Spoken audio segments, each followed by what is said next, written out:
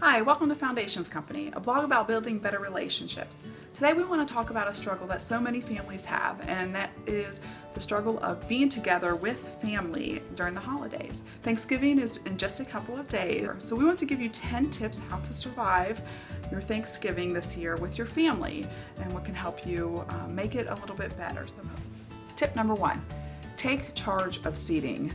If it is at your home, then this is something that you can control. If you have family members that do not get along, then do not sit them next to each other. Put them in opposite ends of the table if possible, or put them next to somebody they can get along with. Tip number 2, and not everybody will agree with this one, and that's okay, but some families may need this. There doesn't have to be alcohol during your family Thanksgiving. If there's a problem in the family with alcohol, or maybe you're worried that things will get out of control, then just don't have alcohol. Tip number 3, guide the conversations. Sometimes this can be a little bit more challenging because you don't want to interrupt people. However, if the conversation gets a little bit out of control, like with political issues or religious issues, then just start talking about something else. Ask somebody else another question that is interesting and intriguing that will get the conversation moved in that direction. Tip number 4, find a way to include the children and then set them free. If they're going to sit at the main dinner table with all of the family, maybe have a little activity for them. It's like some Mad Libs, something they can do to just kind of entertain themselves that doesn't get in the way of the dinner until dinner is served. And then let them go. Let them go do something else. Have some activity set up for them. If it's cold in your area, have something set up inside. If it's not so cold, then send them outside to go play. They will enjoy this much more than sitting around listening to boring adult conversation. Tip number 5. Give a challenging relative an assignment. If you have a moping teenager or a teenager that doesn't like to be a part of these gatherings, but they have to be there, pay them to entertain the little kids. Yes, I said pay them.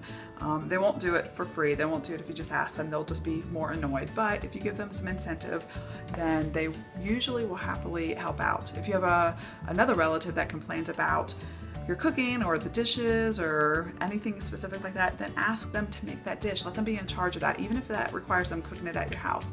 Tip number 6. This one's going to be a little bit harder for us fixer-uppers, us that want to fix everybody's life, but please remember, this is not the time to fix everybody's life. This is the time to enjoy each other and to count each other's blessings. Nobody wants to hear your opinion on how to make them better. Remember, some of them don't even want to be there at all, so make that as enjoyable as possible for them. Tip number 7. Thanksgiving dinner is not about you.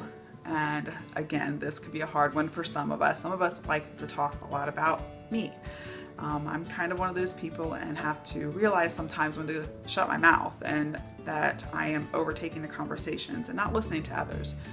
Take the time to listen to others. If you notice yourself talking too much, just stop. If they notice, they'll ask you to keep going. If they don't notice, then that means they weren't listening anyways. So take the time to listen to others and to really truly listen. Tip number 7, don't be a Debbie do-it-all. Don't think that you have to do every single thing and it's all up to you, and the end of the world will happen if you don't accomplish everything that you set out to do. Ask for help. Yes, ask for help. I know it's hard. It's hard for me to ask for help.